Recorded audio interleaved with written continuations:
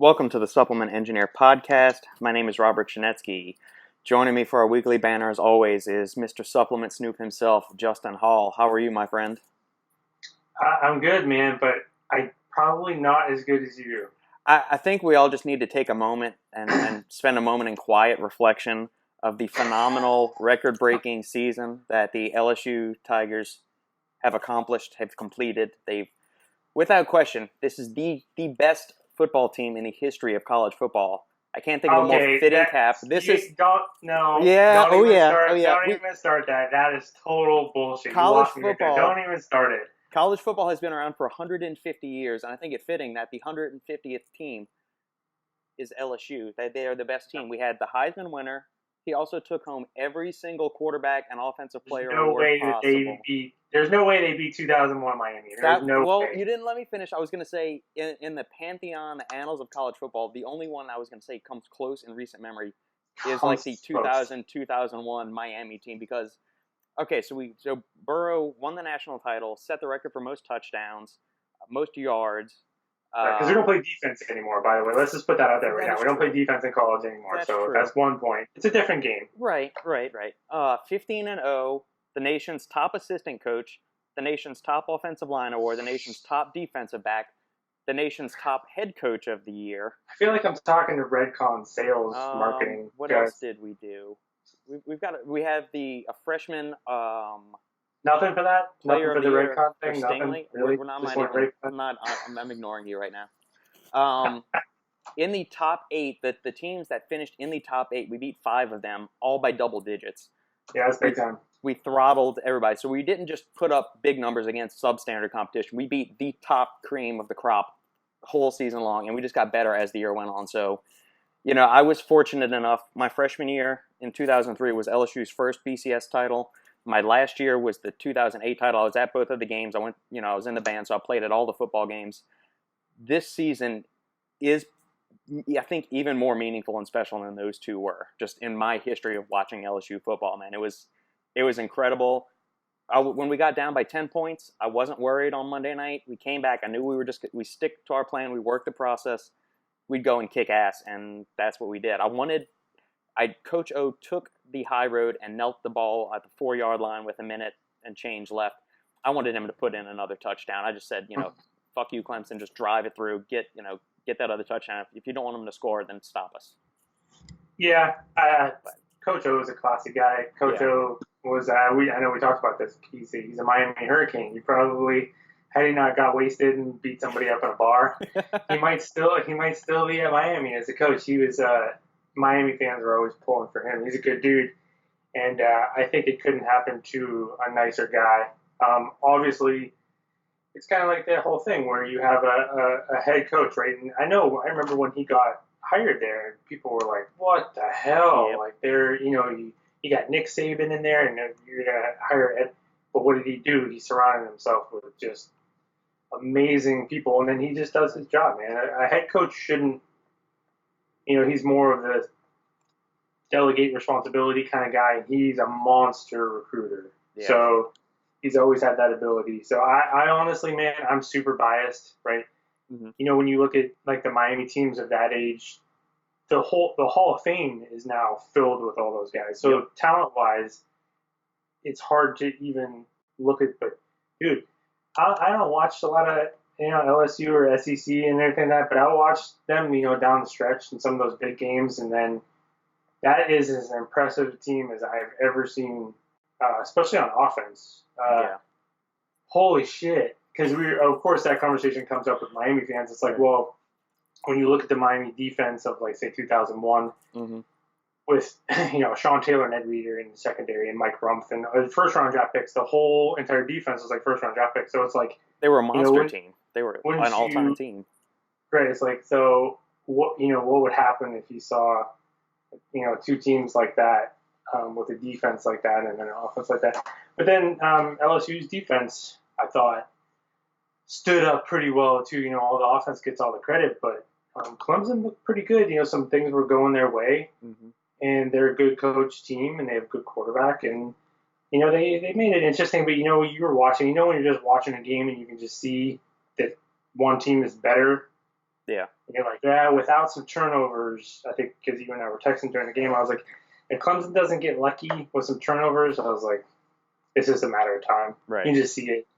And then, just as the game went on, I'm like, wow. I actually went to bed a little bit before it was over with. I didn't actually catch the end, but they were just, once LSU started going, you're like, yeah, man, the offense. That's a good fucking football team. Yeah, the thing that was amazing was that, so we were known mostly as like a quick strike offense because we'd score, with like in a minute and a half, 2 minutes, 3 minutes. It was rare that we would put together a 4-minute plus drive.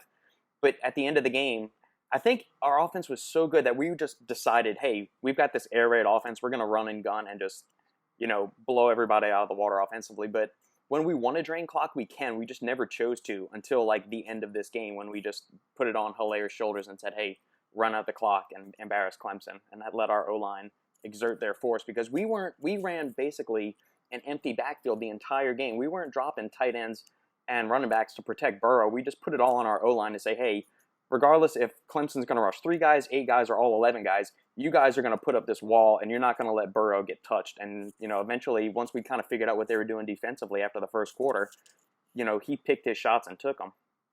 I think what's always important too is like when you watch games, and no matter what sport, it's like what happens usually like right before the end of the first half, and then what happens at the beginning of the second half. A lot of times will dictate, take hockey or something like that. Right. End of the period, goals somehow will change.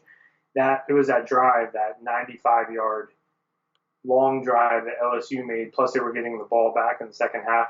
Right. And you're watching it, and I'm like, man. And there was like a big pass interference call Clemson had on 3rd and long. Clemson had it was like 3rd and 19, and Clemson had a pass interference call, and I was like, you know what?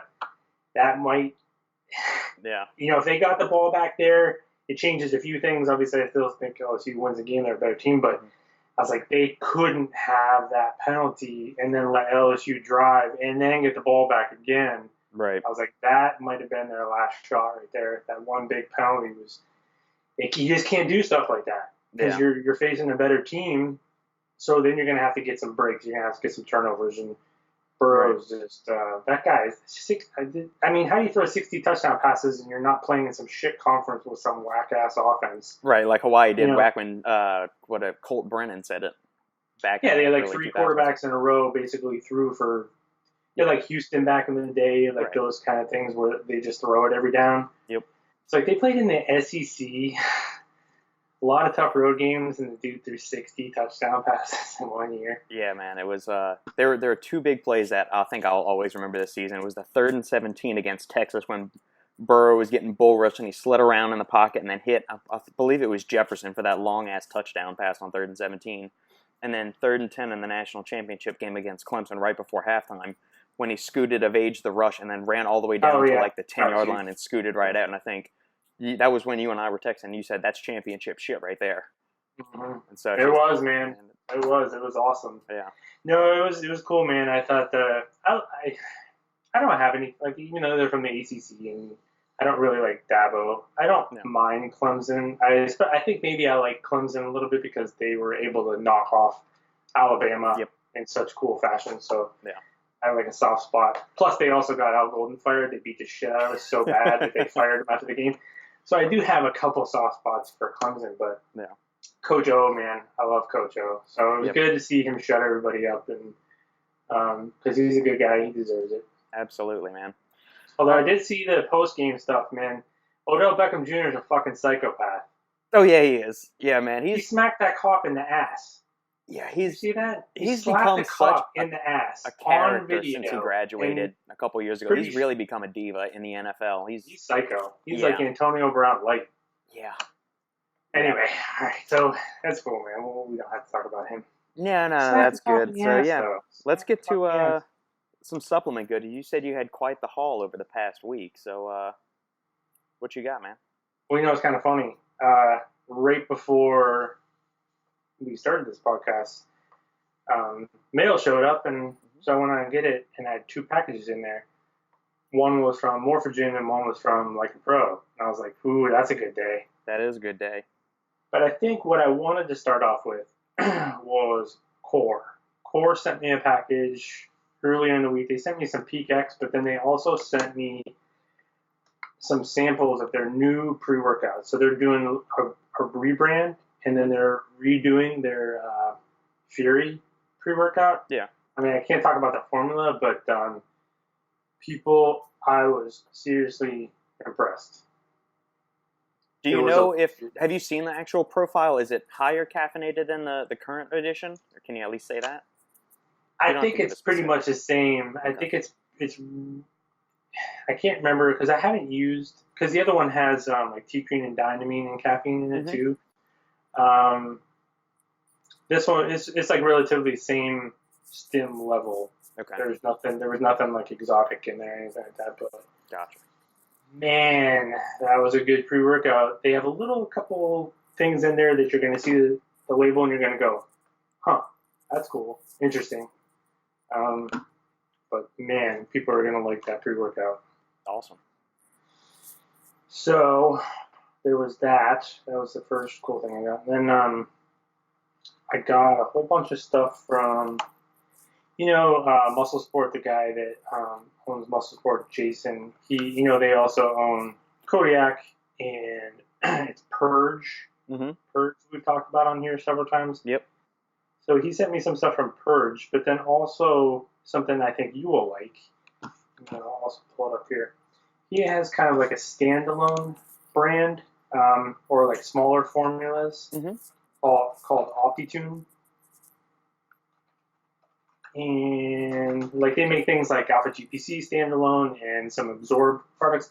But he does a couple things in there I think that you would like on some of their formulas. But he sent me their Lion's Mane formula. Let me find it.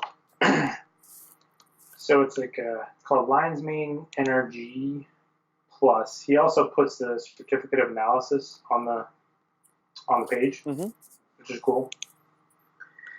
So it's 2 grams of lion's mane, and then 50 milligrams of caffeine anhydrous, 50 milligrams of yerba mate, 50 milligrams of green tea, and then 50 milligrams of theanine. So a lot of times what he does is he'll do like a standalone type, and then he'll just kind of do like a little sort of tweak with it. So that's why when he said he was coming out with lion's mane, I was like, okay. 2 grams of lion's mane, and then you have like a couple. So it's kind of, the line is really, really neat, and I encourage people to at least check it out. He's got a really wide variety of products. Plus, like I said, he shows the testing on there. He's real big with quality and stuff like that. I've had a lot of talks with him about that stuff. Yeah, the profile is interesting. I do like it. I'm curious what the actual yield of caffeine, if there's any other caffeine in the yerba mate or green tea. Because I see they've got the 50 milligrams of anhydrous in there. I'm curious if there might be any other, like, are you ended up with something like 75 milligrams caffeine total, which is kind of putting it more on par with what you get in like a small cup of coffee, which is going to be like 80 to 120 milligrams on average. But I mean, I like this formula. I love lion's mane, and I haven't been bashful about that at all. Mm-hmm. Yeah, I think that was the idea. Is a lot of people take lion's mane with their coffee. Stuff like that, and I can't remember the yerba mate yield, like what the normal. It's a lower percentage, but there is still some caffeine in there. If I remember correctly. And what is another one in here that I think you would like? I think so. His one,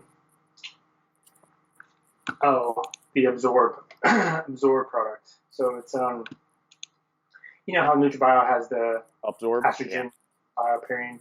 Yeah. This one he also adds Shilajit to it. Yeah. And then Amla fruit. Yeah. So some things that we're familiar with, plus some little twists on some things. I like what he's doing with this line. Yeah, that's cool. I wasn't even aware of this brand. I didn't know they were affiliated or part of the Muscle Sport family either. Yeah, this is like, I would say, and I'm sure he'd be okay with me saying this. This is kind of like Jason's passion project, I would say. He's really, he makes the Muscle Sport stuff and the formulas and the cool pre-workouts and the proteins. But he's like really, he's really into the long-term health stuff. I think, we get a little bit older and we start thinking a little bit differently about things. And Yeah. where's this other one? It's called...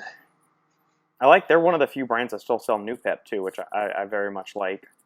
You sent me some of that too. Yeah, I've got a bottle that I bought from New Tropics Depot a while ago, but now that I see that they have it, I'll have to check their prices next time because it's the same. It's 30 milligram capsules. Yeah, and if I remember correctly, you got uridine monophosphate sweet. That's another very under the radar nootropic that I don't think enough people think about. This so, and I don't say I want to write it off, but so he sent me this Synergy.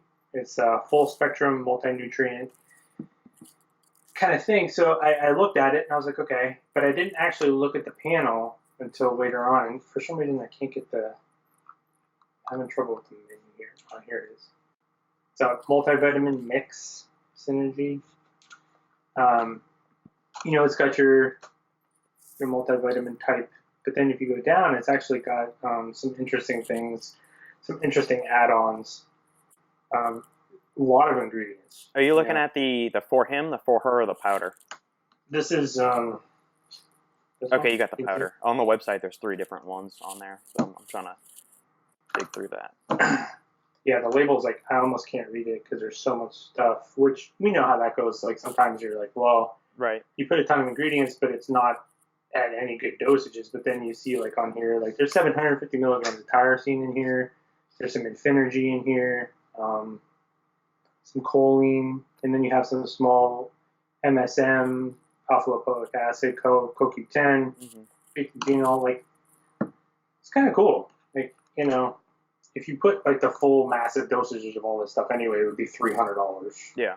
So it's kind of, I didn't really give it the just due when I first saw it because I just assumed, which I shouldn't because Jason, he's a good dude. Yeah.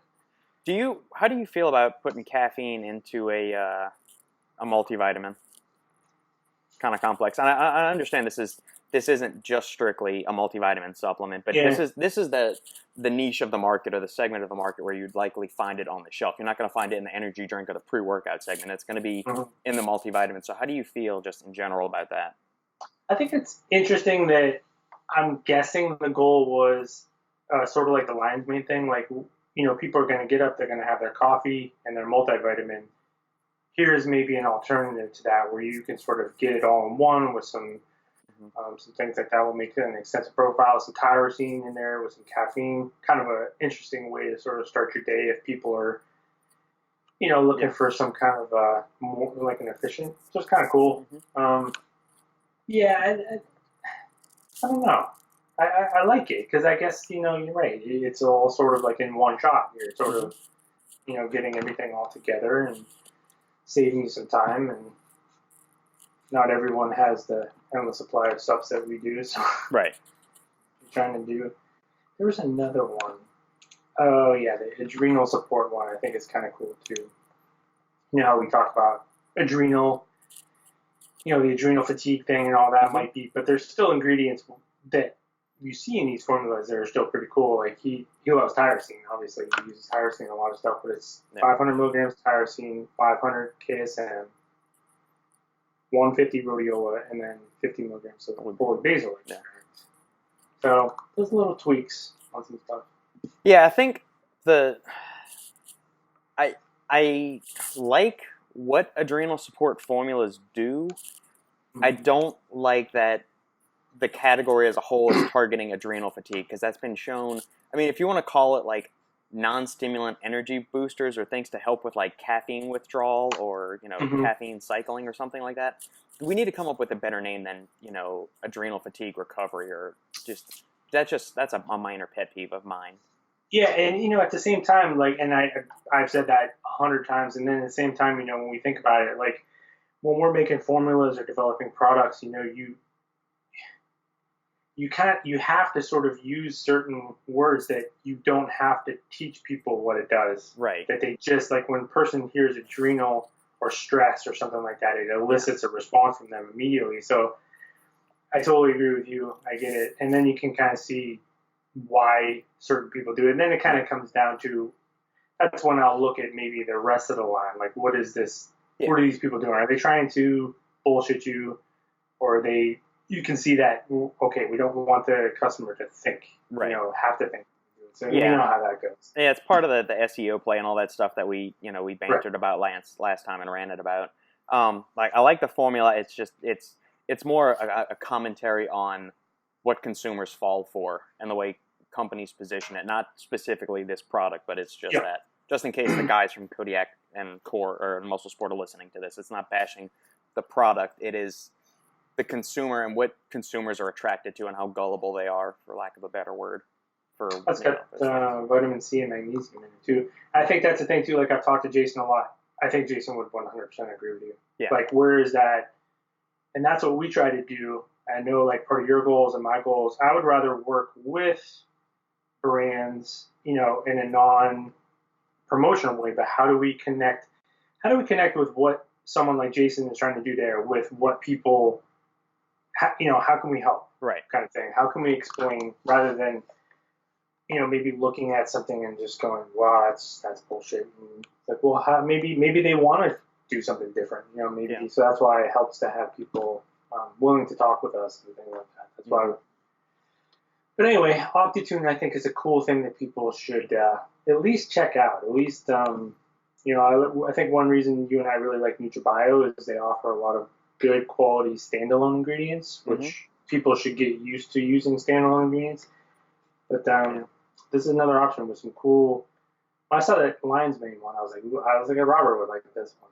Yeah, man. I take Lion's Mane every day, whether it be the bulk caps that I take in the morning, or sometimes I'll get some extra for pre-workout or something I'm having. It does it, so I'm averaging at least a gram of Lion's Mane per day, maybe 1.5 grams on some other days if a pre-workout or a nootropic has 500 or 600 milligrams in it. Yeah, and it seems to sneak its way into a lot of things anymore. So next thing you know, you're like, holy shit. Yeah. I had 5 grams of Lion's Mane today. Yeah, I mean it's got a very good safety threshold. So I mean, you're not gonna very likely OD on it or anything like that. I mean, you'd have to legitimately try to overconsume too much Lion's Mane, but the amount included in most dietary supplements, you're not going to approach anything. It's not something you'd have to worry about like Huperzine, because we're seeing Huperzine pop and everything, and Lion's Mane is starting to get into that class of like KSM and Huperzine, where you're starting to see it in nootropics, in pre-workouts, in mushroom blends, and all kinds of other daily health formulas, and some multivitamins. You don't really have to worry about that consuming too much of it in a day like you would with some other ingredients like caffeine or Huperzine or something like that. Yeah, and Lion's Mane actually has some human studies. I think like one of the big dosages, it was like 5 grams a day for. Wow, they put it in soup. Yeah, they mixed it in the soup. So yeah, you're right. You don't really have to worry too much, which is cool. So, shameless plug for those guys. They do good work, and they offer some pretty cool stuff. I got a package from Peak Performance Labs. They're Canadian brand. I saw you posting about that the other day. I think because Daniel, the owner, he just joined the Supplement Snoop group also. And so I did a little post about them and got some cool products. They came out with Nuclear Pump, the original one. It was a little while back. Got great feedback from a lot of people. And they reformulated it a little bit. And I remember seeing this on Stack when it first came out. Quick question. Do you think Jason or Peak Performance Labs would be interested in coming on the podcast? Because sometimes you and I both know that we've reached out to other brands and they prefer to remain more behind the scenes, or they're conveniently busy whenever we want to get them on here to talk to them about stuff. I know Daniel for sure would be. Jason would be a fascinating conversation. Like that dude has a lot of experience. He is.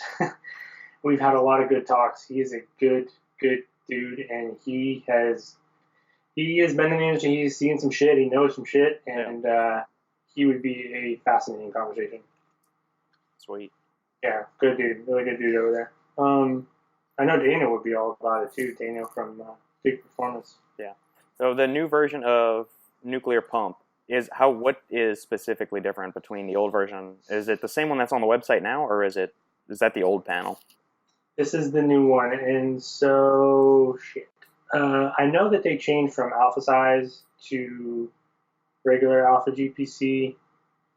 I know they took out, I feel like or maybe it was in the pre-workout, they took Vaso-6 out. Yeah, I remember reading that in the Supplement Snoop group. Because then I was like, hey, man.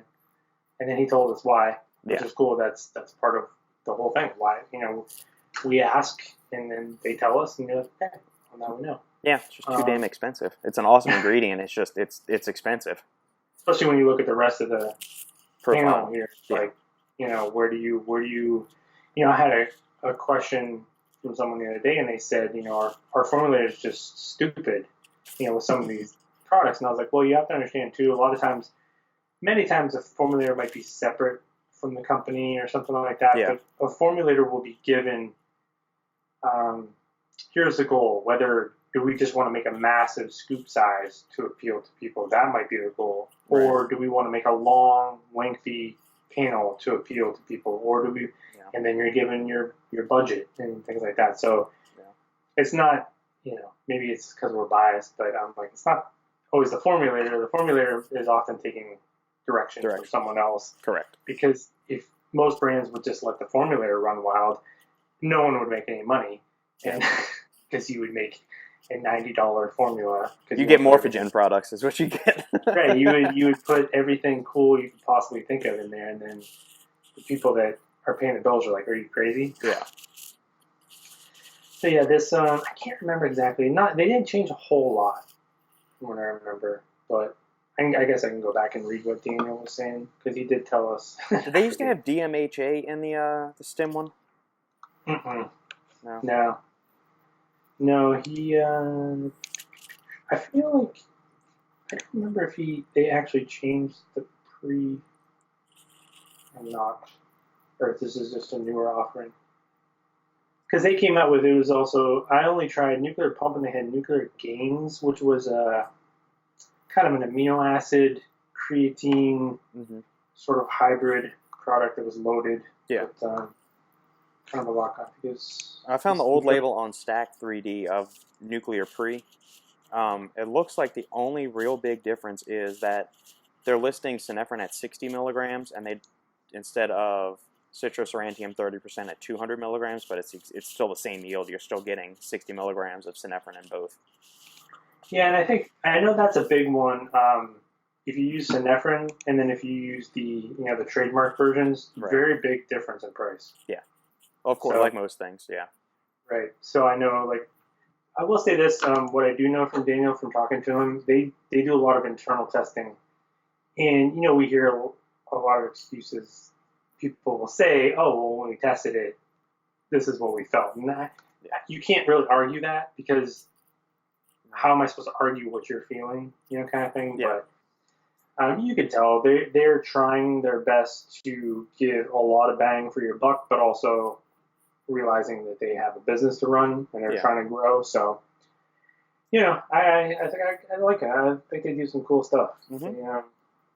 There's nothing, out of the world about it, but sometimes, it's okay. And the Canadian supplement space is getting competitive. We've got Mark with Iron Brothers, we got Peak Performance, we got Moody coming out with Vandal. It's starting to get crowded up north. Yeah. And I just talked to a Canadian brand the other day that was looking to make some moves. It's good to see, man. Good to see. And then, you get into this whole thing where you're crossing borders, and there's way different rules and laws, and the Canadian brands have to go through a lot to get their NPNs, and it's like, Justin, when are you gonna start a brand? It's like, yeah. No thanks.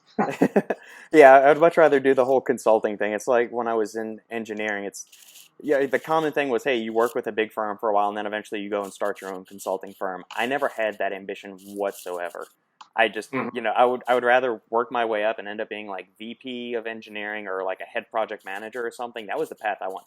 I had no desire to start my own engineering firm or consulting firm. Same thing here. I don't want to run a supplement company. I want to be a consultant or a formulator. That's where I like to do. I don't want to deal with all the other bullshit that goes along with business and advertising and marketing. Because we see it. It's what? Yeah. You see what they go through. Right, yeah. And the regulations, all that stuff. Let me worry about the writing, the formulation, and I can give some input on creative design and shit like that. But that is not my wheelhouse or something that I want to deal with by any stretch of the imagination. And then no matter what you come up with, everyone's going to complain it's too expensive. Right. So it's like, okay, sorry that I was trying to, support my my family and help you out at the same time, but you know how that goes. Of course. I did get so we talked about Relentless Labs on here a few times, I think, because they have a very potent pre-workout, and they sent me their fat burning powder. Let me pull them up and see. Relentless Labz, you said? Relentless Labs with a Z. Oh no. They got some cool formulas. It's a Labz brand with a Z. Oh my god. So they sent me this Revive, which is kind of interesting because I didn't realize that there's 45 servings in it. So it's $45 and 45 servings. And activate, elevate. Yeah. I'm not seeing it on there.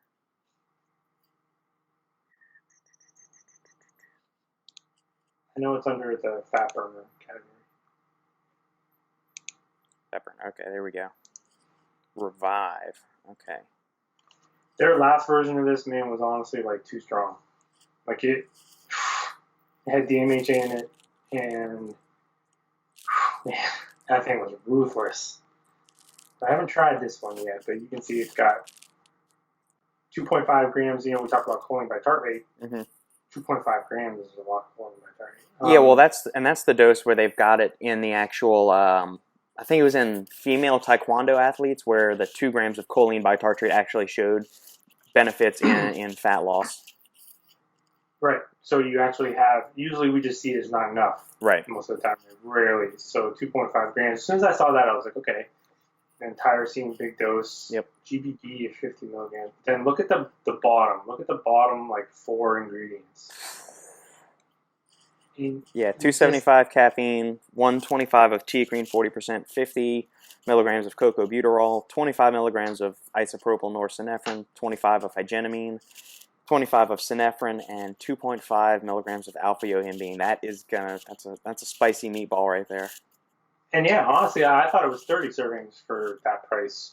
For $1 is pretty damn good for that formula. Yeah.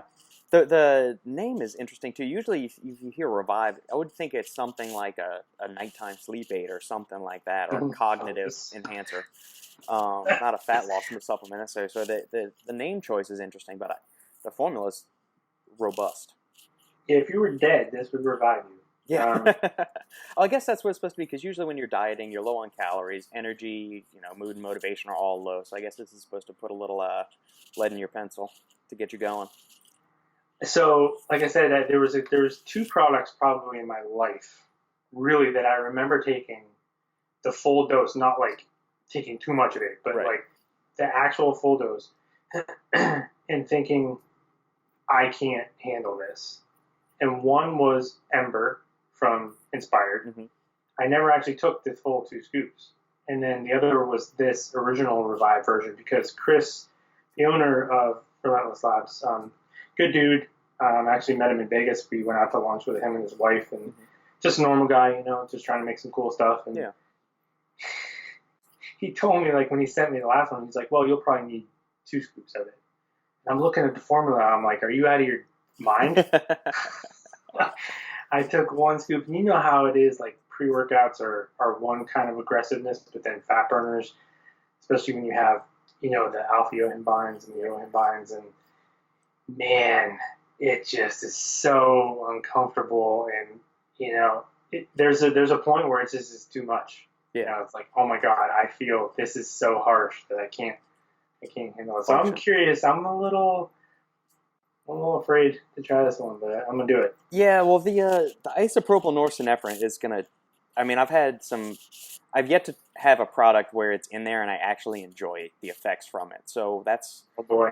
I'm curious to see how that is, because I don't know if it's just been too much in the blend, or if it's that in combination with the alpha-yohimbine that it's usually in there with. If it's a little bit too much of one or the other, or the combination of both.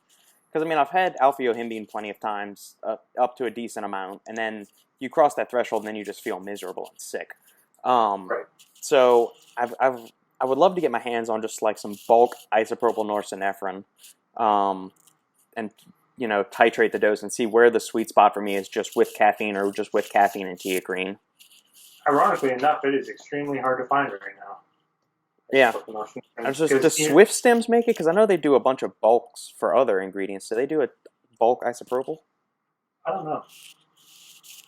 know. Speaking of them, actually, we're going on a couple different things. I don't know have you ever looked at the panel for Relentless Labz pre-workout? No, let's stay on there. Yeah, let's stay with them before we go deviate to something else. It's You're talking about their stim one or their oh well, they've got Activate, and then they have the Activate Pre, Alpha 7 Pre, and then the Energy drink. You'll have to look at probably the one where it says sample packs. Okay. I think because it's a little smaller to read, but you'll get the idea. You can see it of the neuro and the energizing. Yeah, 400 caffeine, 150 urea, 50 caffeine citrate, 100 synephrine, 25 isopropyl, and 50 N-methyltyramine. And you have Nupept and Lion's-Mane. Yeah, in the neuro blend, you've got a gram of tyrosine, 400 milligrams of Lion's-Mane, 10 of Nupept, 5 milligrams of huperzine, A1%, so that's 50 micrograms, and 2.5 milligrams of black pepper extract. I will tell you this. Yeah. This pre-workout kicks in faster than any pre-workout I've ever taken in my entire life. Really? Yeah, like I can't even. It takes me 15 minutes to get to the gym, probably from here. Mm-hmm. I have to take it on my way out the door. Almost what I should do is take it on the way to the gym. Like it is usually with me in pre-workouts, it takes 45 minutes to an hour. Yeah, that's about it too. Choline sources and stuff like that. It takes time. Yeah.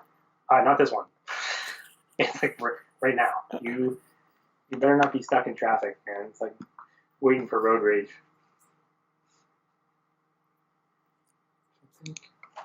Anyway, they got some cool stuff over there. Yeah.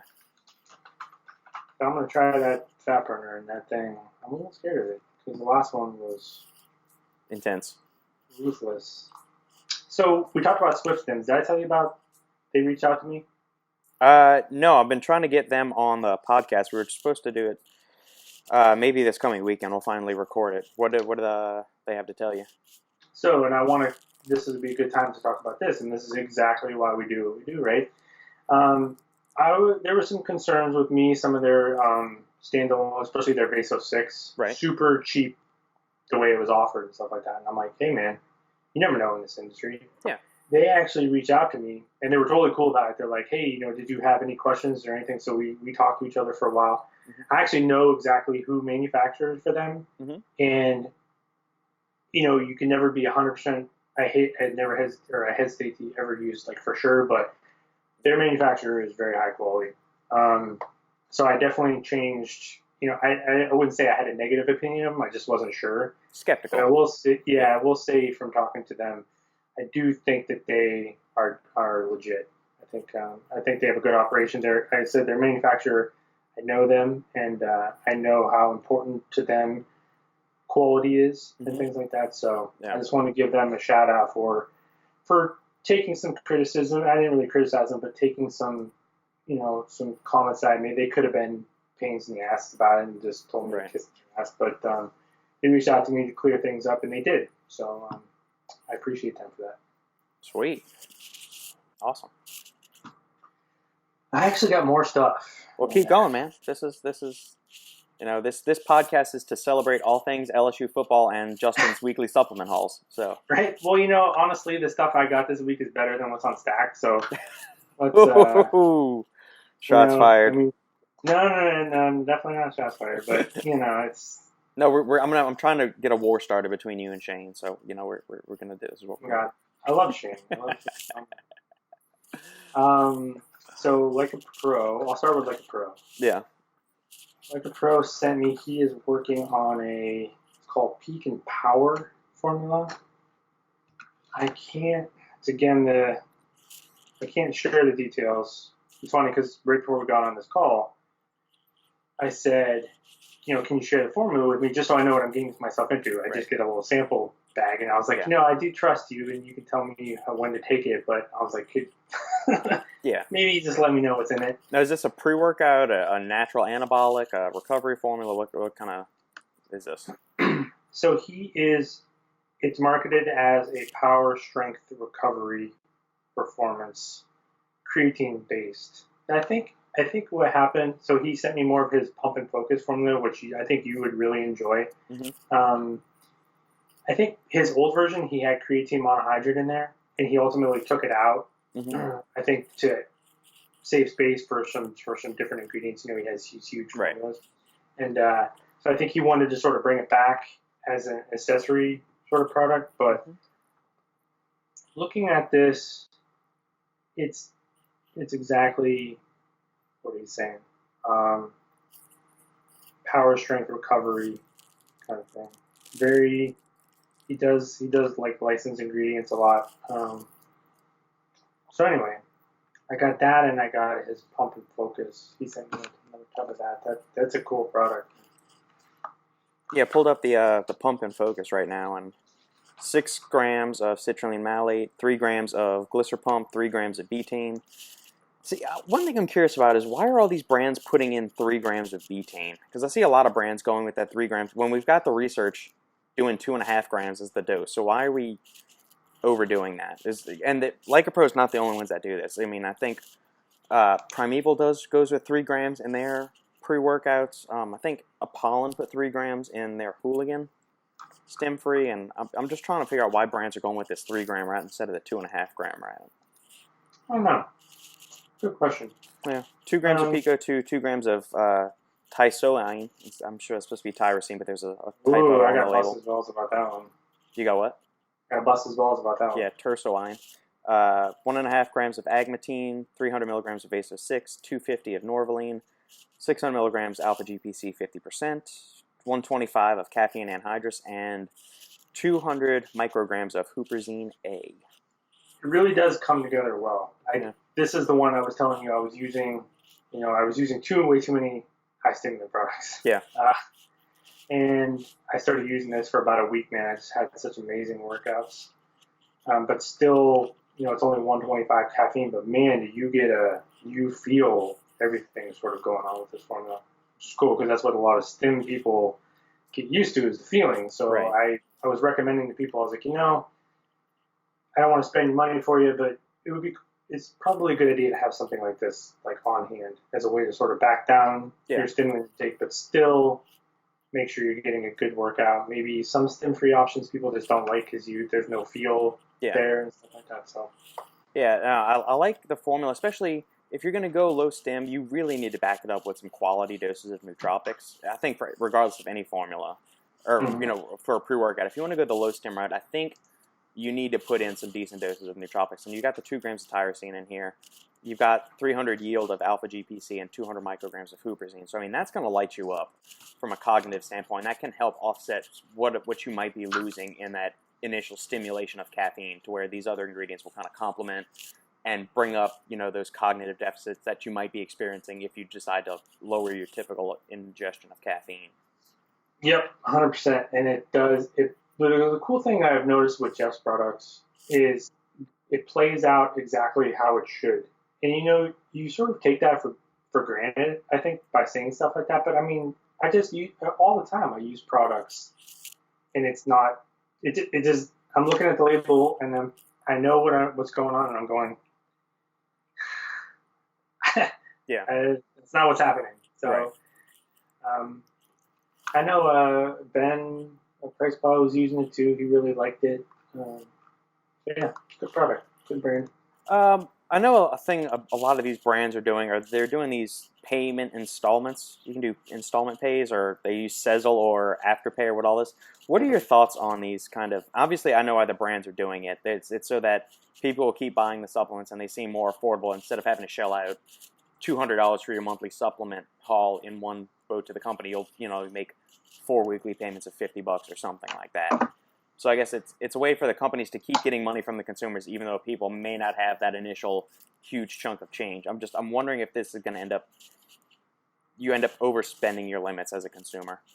I firmly, I can't stress enough, I am extremely fiscally conservative. I do not believe in spending money that you do not have, especially on supplements. Right, and that's what I was getting at.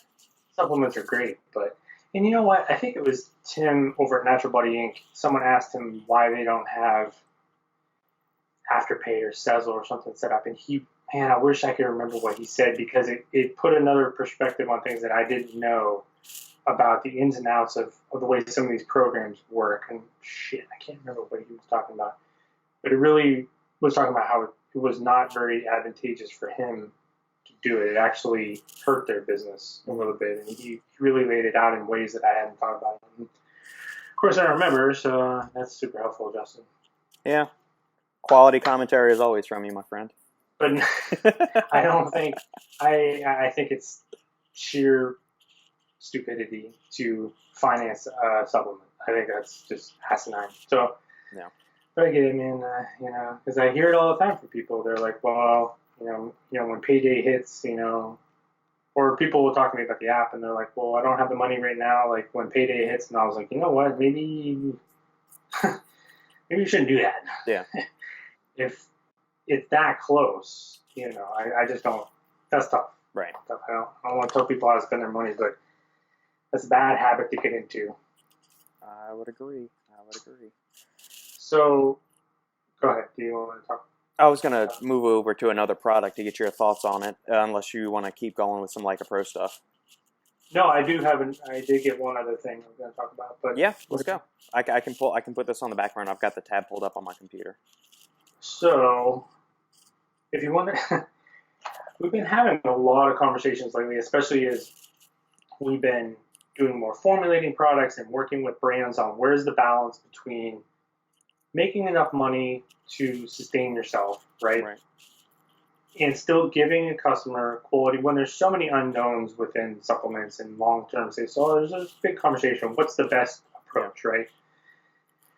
And we were talking about Morphogen. I said, when it comes to Morphogen products, you know what you're going to get, right? You're going to get these massively dosed products. I was like, not everyone is going to use his product and use something, say a smaller panel, and notice a massive difference, right? Correct. Not all products are going to work that way. But I got his Orthogen joint. So I'll tell you a funny story. I was talking to my friend Jesse. He owns Nutrition Junction. And he had hip surgery. He's a young kid, but he had hip surgery. I think it was last summer, he said. Yeah. So he's been struggling with just a little bit of joint pain and stuff like that, just in general. And this shit happens to me all the time with Ben and Morphogen. He says, I've been trying out some different joint formulas that companies have been sending me. And he's like, hey, do you have a recommendation for a good joint formula? And we started talking about stuff. And I was like, you should really look at Orthogen. I said, that was really one of those products that when I tried that actually stood out above anything else I was taking. Yeah. And so him and I are going over the label, and we're talking about it. He didn't order it. I did. Next thing you know, it's in my cart and I'm buying it. And I was like, how the fuck did that happen? So I messaged Ben. I was like, by the way, I was talking you up and showing someone your joint formula product. And yeah. I was like, bad news is they didn't buy it. I was like, not that I care, but I was like, good news is I did. Right. So you still made some money off that deal. So have you looked at Orthogen's joint and connective tissue support? I just pulled it up as you were talking about it. I mean, the two that I usually recommend to people, and I actually was touching base with Moody yesterday regarding it, but I mean, in the past months, I've had people reach out and say what joint formulas, and my usual go-tos are Joint Support XT by SNS or Genoflex by PES. And Joint Support XT is very affordable, and it's got quality doses of everything. Plus, SNS has been in the game a long time. and we're going to go cover one of their products in a second. That's what I was getting to, but this kind of just works into that. But yeah, I'm always looking for another option. And while I would say that Joint Support XT is kind of like the cost-effective option that I think more people are going to be willing to buy or would be in a position to buy, or more willing to buy, I guess. Orthogen it's a hoss, man. It's loaded. There's no other way to say it. It's got everything and anything that you could basically want as far as joint and ligament, tendon, connective tissue support that you would want. It's kind of one of those products that I talk so much about. People ask me about Morphogen so often. This one doesn't come up that much. Yeah. And then every time I circle back to it, I'm like, holy shit. And then I buy it. So yeah. How is the flavor? Because there's a lot of shit going on in there. So he did the orange. I can't remember. So there was a reason why it's orange, and there's a reason why there was a couple. I feel like I'll have to ask him about that. Why they went orange, but it was decent. It was I don't know if it was like didn't taste like orange juice, but it was plenty drinkable. Pretty solid, I would say. Yeah. But yeah, ridiculous formula. Yeah. I've seen formulas that just basically have the UC2 collagen in it that are, and maybe a couple add-ons that are similarly priced. Mm-hmm. You know, for that. And you look at this, and even like something like hyaluronic acid is sort of hiding in there at 200 freaking milligrams. Yeah. That's a lot. No. So it's got a cool thing. Tart cherry is a big one for me. I think that's sort of hiding in there as well. You know, glucosamine and chondroitin always, you know, they've been around forever. Mm-hmm. And then I think what you started to see with like a lot of supplements that got popular is, you know, like the carnitines and things like this, and all of a sudden we started using less and less and less and less and less. Right. And then all of a sudden you're kind of like, well, what are we doing here? But then you see, you know, he uses 2.7 grams of glucosamine and chondroitin. Yeah. Do you think joint formulas could qualify as potential performance enhancers or muscle builders? Would you feel comfortable listing that if you owned the Supplement Snoop supplement site and you had your own line? Would you list them in the muscle builder category or general health category? That's a good question. I think there's definitely some ingredients that, you know, and that's a good question in a lot of ways because, good question, man. Good question. I try. I don't give you props enough for good questions, so I figure. Well, thank you.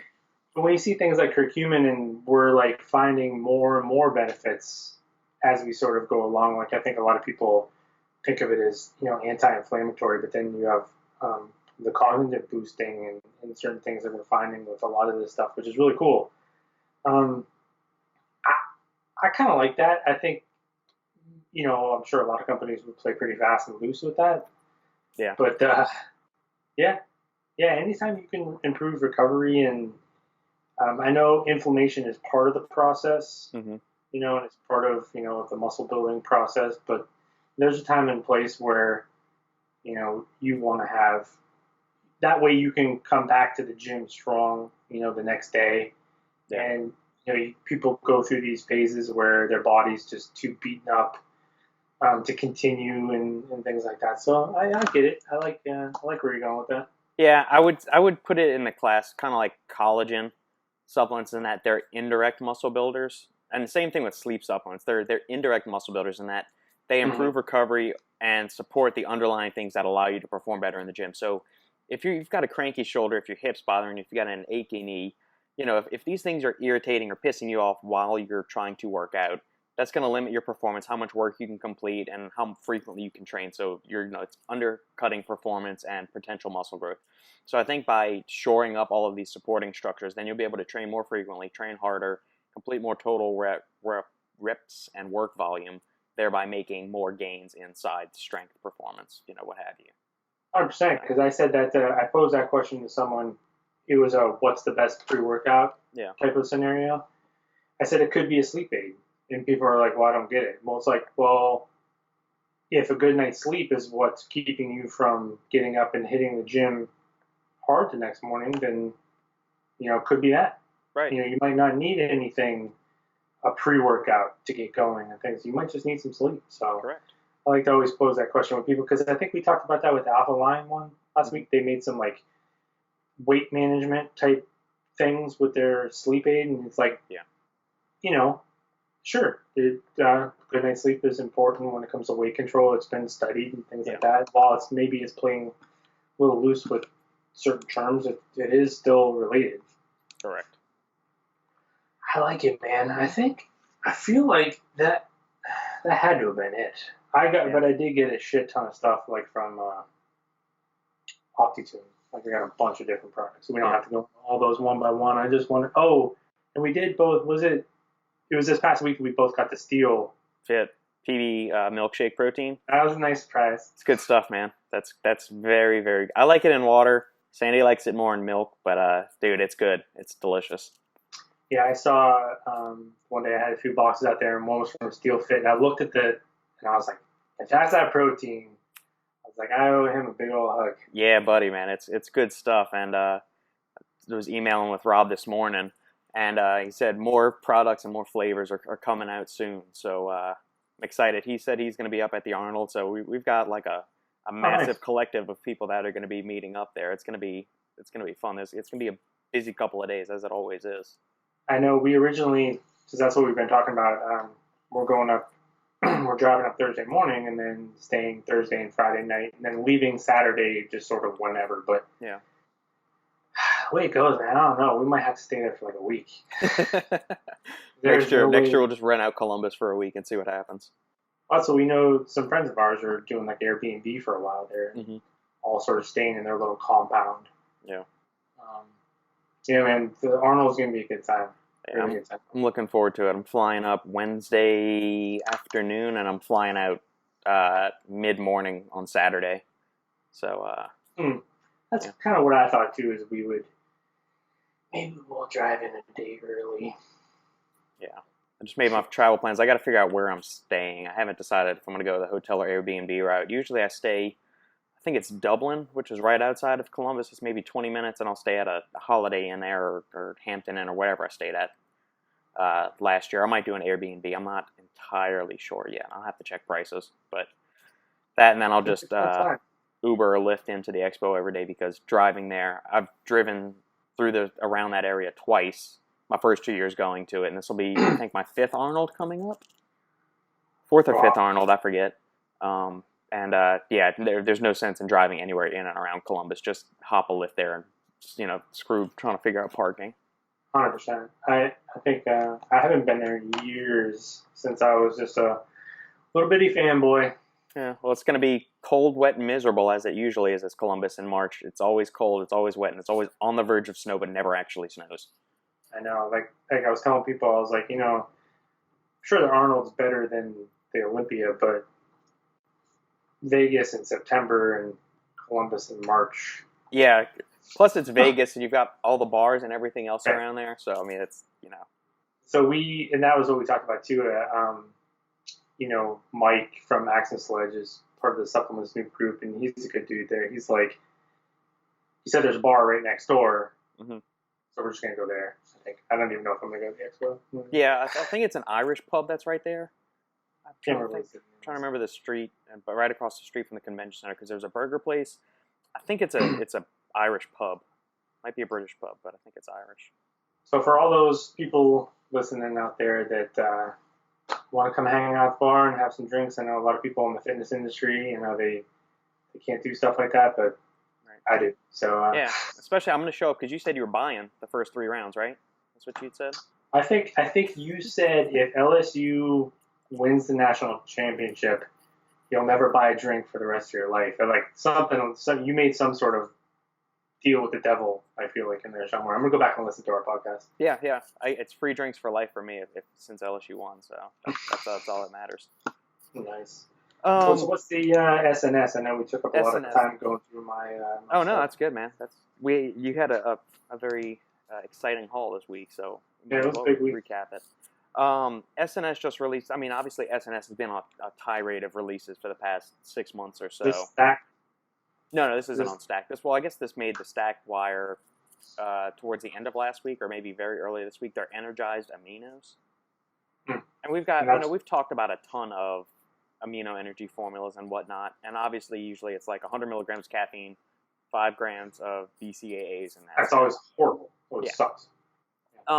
SNS is doing something a little different. Obviously, they've got the 5 grams of the amino 9 blend, which is that patented blend of the essential amino acids. From that who?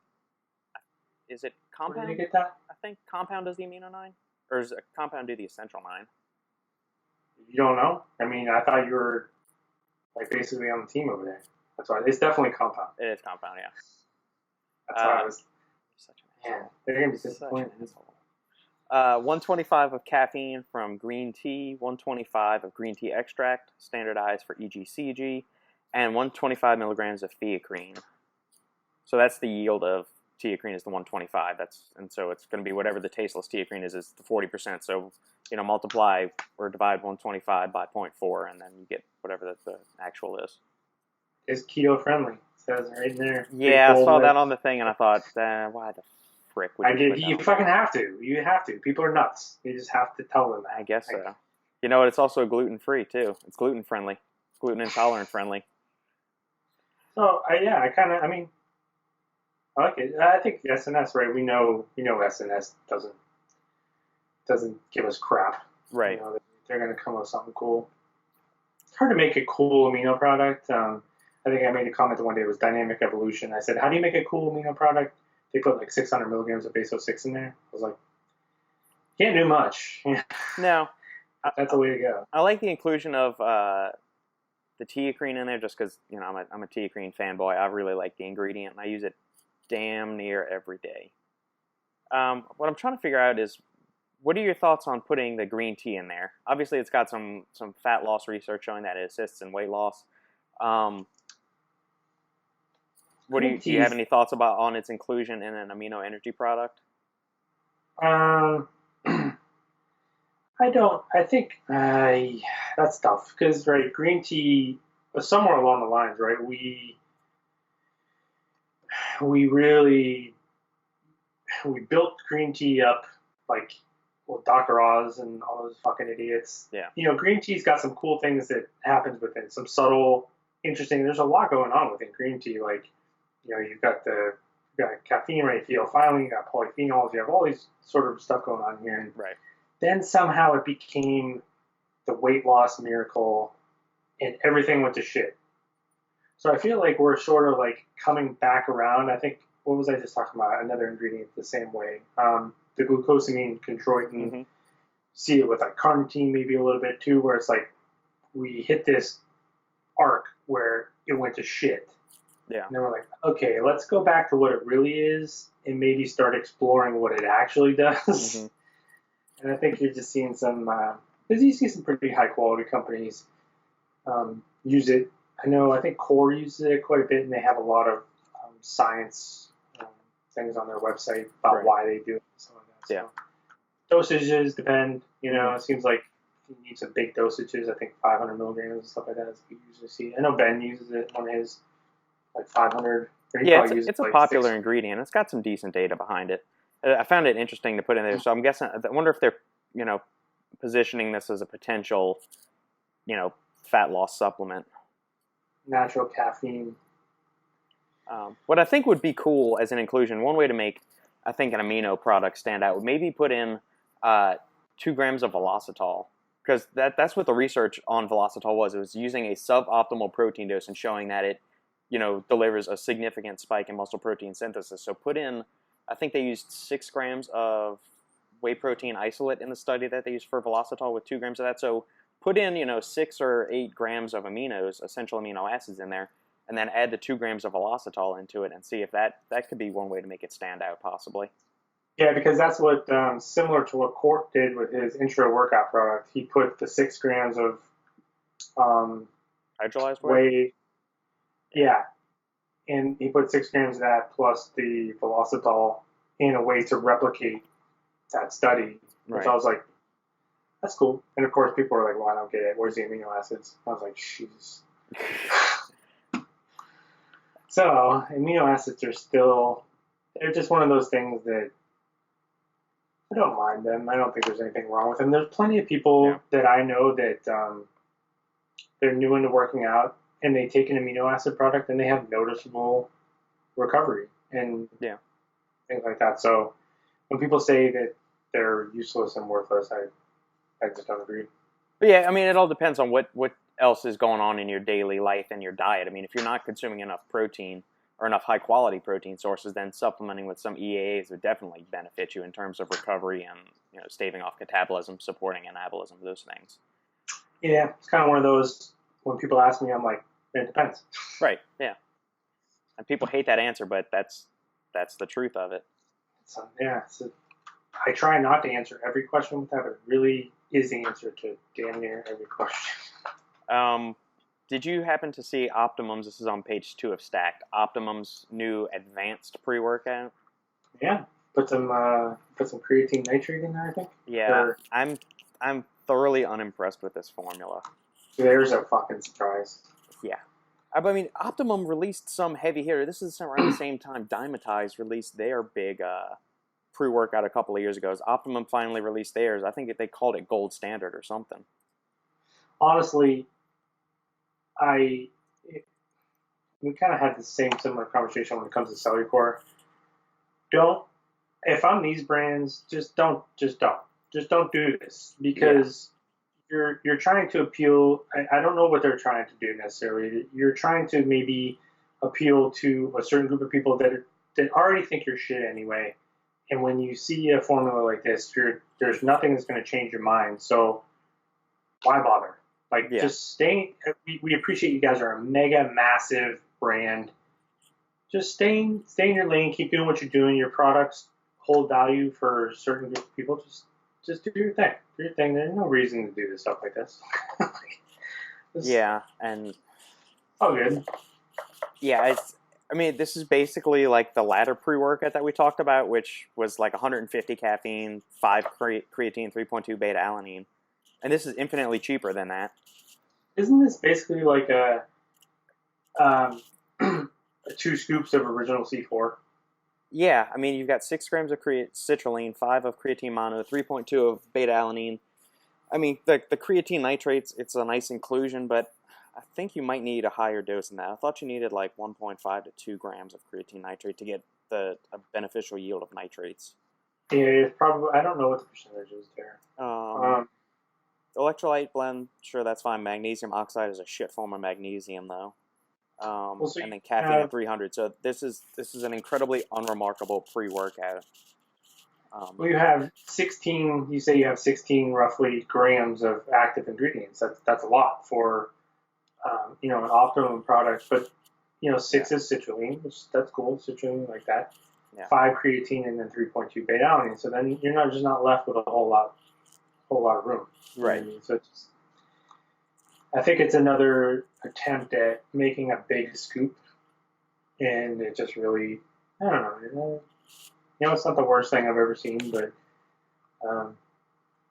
it is pricing itself. So it says $35 for 20 servings. That's not a cheap date. No. But yeah, I remember I came across it yesterday, and I was just again, ugh. So, do you want to talk about the brand of the year, or do you want to talk about anything else first? No, let's go. Stack recently announced their brand of the year, and the winner of the brand of the year for 2019 was our boy Chris Waldrum over at Inspired Nutraceuticals.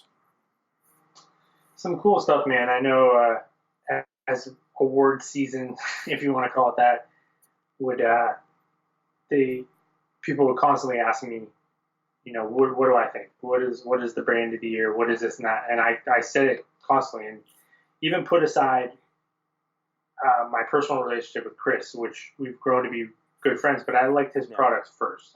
That's basically the trend with all these brands that I know the people behind them. I like their products first. So when I saw what he was doing, another part of it too is he really gave me a look under the hood, and he got on several Instagram lives with me and really told people from an honest place like why he's making this shift, what he's thinking about, why he did. Like he broke down why he included every ingredient within every formula basically, what his reasoning was behind it, and he really resonated with people. We had unbelievable feedback from our Instagram lives. So he hustled, man. He doesn't have a massive marketing budget. He's a one-man show, basically. I mean, he has a support team, but he does, when you're talking to Inspired Nutri's Instagram, you're talking to Chris, kind of thing. And right. I think people think they're a big, massive kind of thing. And but he did a real, 180 from, he's known for the hardcore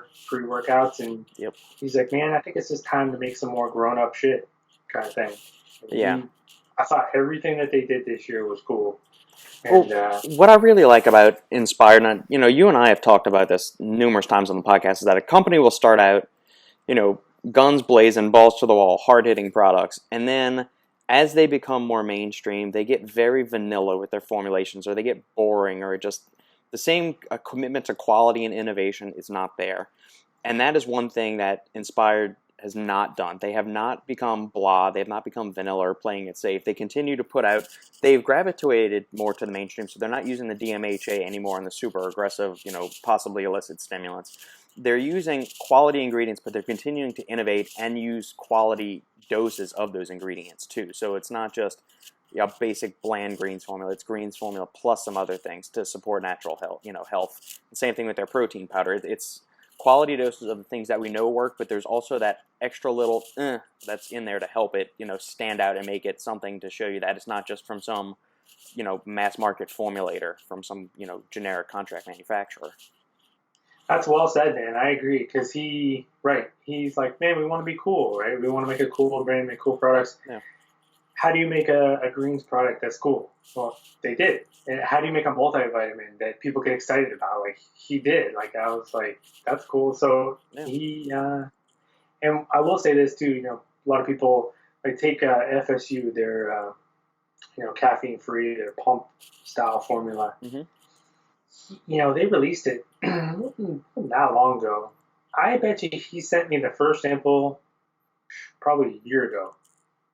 Really? When they started working on me, that dude, and that's why I think he's been prone to, he wants to use certain prop blends and things like that in the past. I mean, he does a lot of testing and he does a lot of homework. So you can kind of understand, it's like, man, and then you're going to put it out there and somebody's just going to copy it.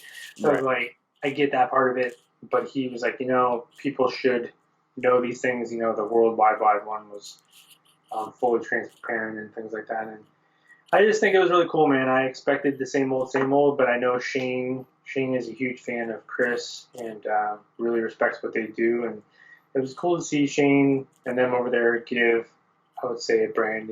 It just seems like the redundancy of, I had this conversation with someone the other day. They were talking about Ghost and the impact and all this stuff. And I'm like, I'm kind of getting a little bored of hearing that. Like, maybe because I hear it so much. It's not a shot against Ghost. But I'm like, Ghost this year, like, can we just stop pretending that it's this blanket thing that they did?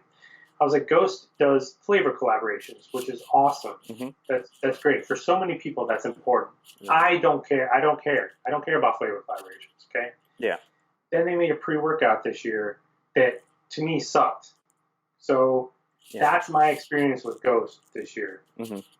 So when someone was arguing, like, well, they think Ghost is brand of the year, I'm like, I just don't agree. Because from my perspective, and it's nothing against them, and it's why we don't do awards and stuff, because it's, again, like, where's your perspective coming from? Like, Inspired offered me personally several products that I loved, but that doesn't mean everyone does. If you wanted flavor collaborations, I'm not saying you're wrong. It's just, for me, Ghosts, like certain brands like that, or Redcon came out with like an RTD formula and like another protein bar. I don't give a shit about that. I don't care about RTDs. Right. But a lot of people do. So yeah, they opened up their own gym this year. I mean, I don't know how big that is. That going to be does that? I mean, that's a statement of your growth as a company and what you can do with the money that you've made from selling your supplements and how the heights of popularity you reach. But does that do anything to further the industry and the quality of products you're bringing to the industry? Right. So that's what you just kind of see, because everyone wants to do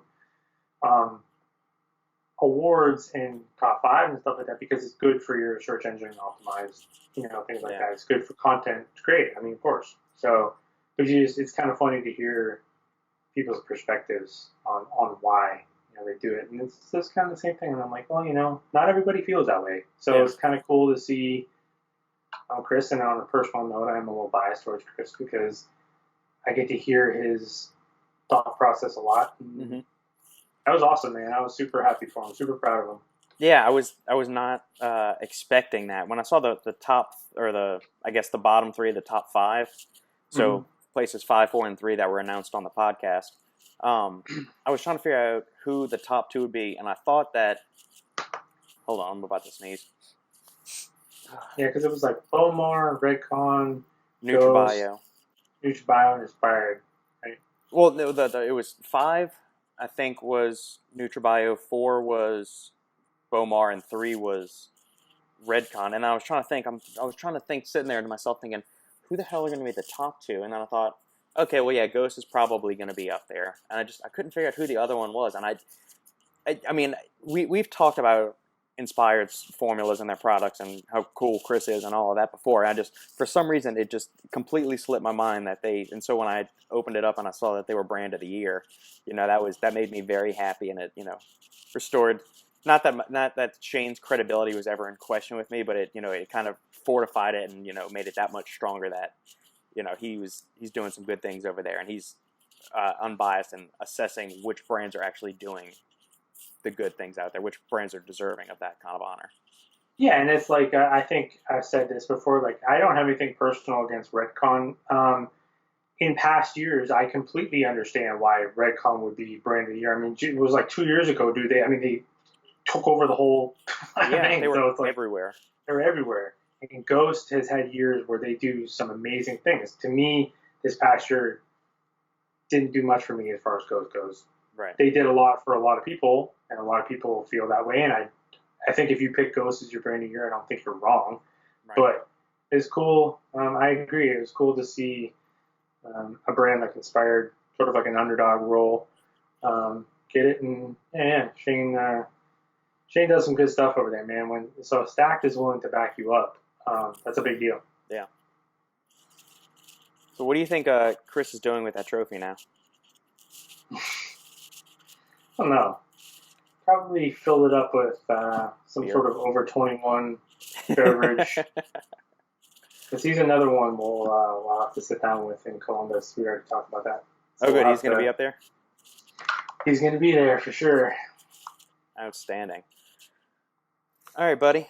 Well, I think we've crushed enough content for today. I know you've got some other more pressing matters to attend to for the rest of the day, so I will leave you to it, and thank you for your time as always, brother. It's awesome. All right, man. Go LSU. Hell yeah. The good thing is you're champs now for a very long time. You don't have to. You can't lose a game for a very long time. I can. I'm just gonna go and download all of the games and rewatch the entire season. I get it. I watch a lot of old Miami stuff, very old. But yeah. Unfortunately, it's very old. Oh, last thing. What do you think of Jimmy Johnson getting elected to the Pro Football Hall of Fame? I love Jimmy Johnson. Yeah. You know what was always tough for me too is to watch Jimmy Johnson and Michael Irvin go to the Cowboys. Yeah. Because it's like watching. I'm like, man, because I kind of hate the Cowboys, but I love those guys. Like Michael Irvin was epitomized sort of Miami football back in the day and stuff. And then I watch them there, and I'm like, I can't believe you guys.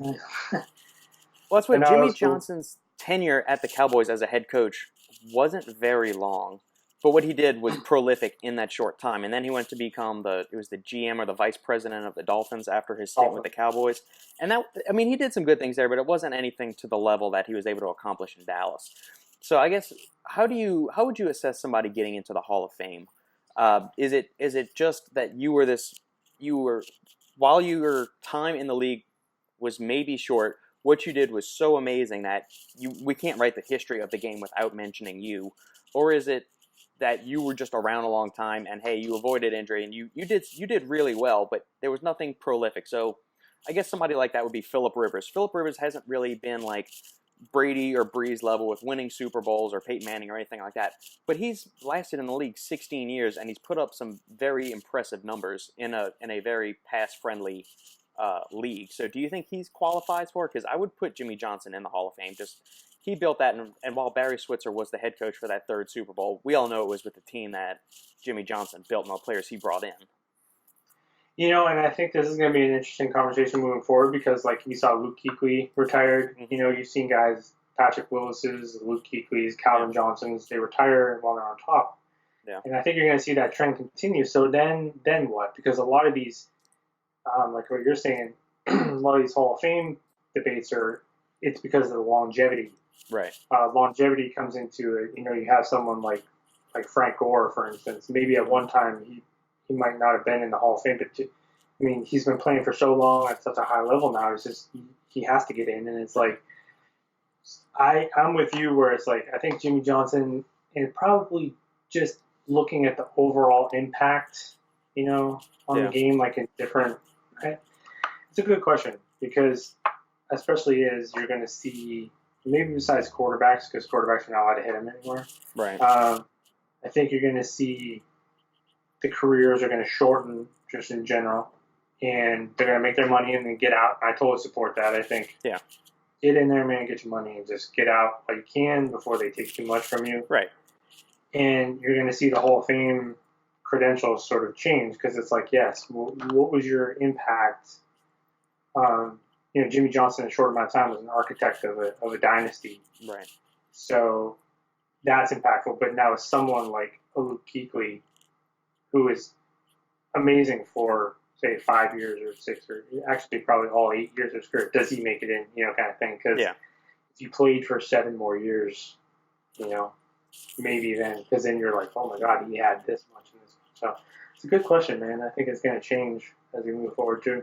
Yeah, as a Saints fan, I'm glad that Kuechly is retiring, so we don't have to face him twice a year anymore. He's a freak. I'm also kind of pissed off that the secret sauce to our offense this year, Joe Brady, is now the offensive coordinator for the Panthers. So that kind of sucks, big time. Yeah, you knew that was going to happen. Yeah, I mean, we tried to get him. I think we had offered him a 3-year, $3 million extension, and he initially signed to it. But the only caveat was, hey, if an NFL, so he wouldn't go to any other college team. But there was a caveat written in that extension that if an NFL team comes calling and the price is right, you know, we'll let you go without having to pay some huge buyout fee. And fucking Panthers. I know, because I know internally there was a lot of Miami fans who are like, what do we have to do to get rid of Manny Diaz and get Brady as our head coach? Yeah. But we'll see, man. I think it's a good question. It's